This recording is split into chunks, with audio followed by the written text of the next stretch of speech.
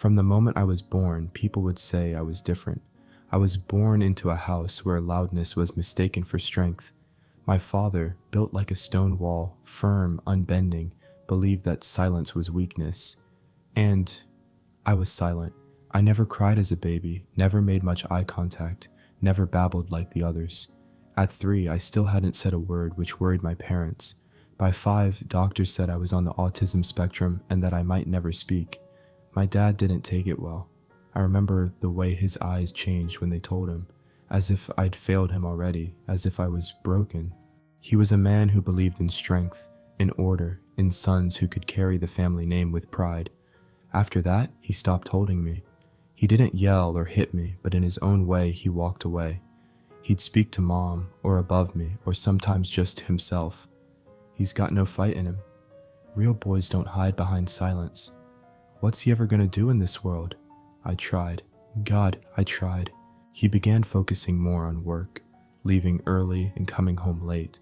And when he was home, he sat in the same recliner, drinking a beer, half watching TV while my mom patiently worked with me.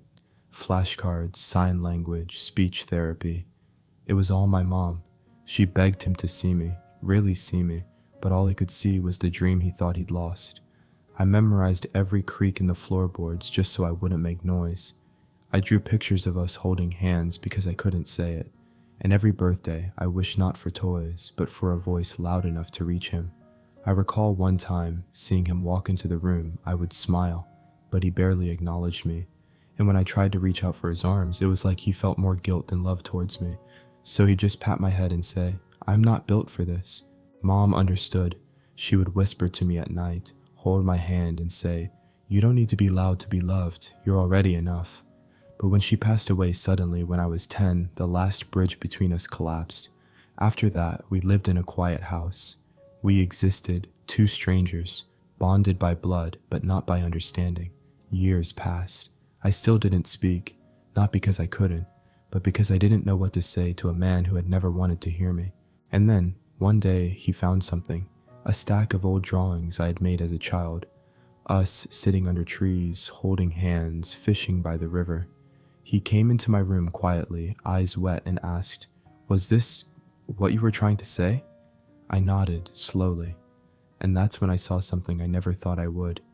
He knelt, like he was smaller than me for once, and whispered, "I'm sorry, son.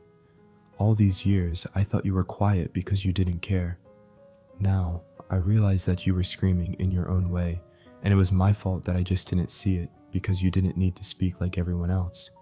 In that moment, he realized he had to let go of the son whom he thought he wanted and embrace the son he had. He held me for the first time, not like a burden, but like a gift.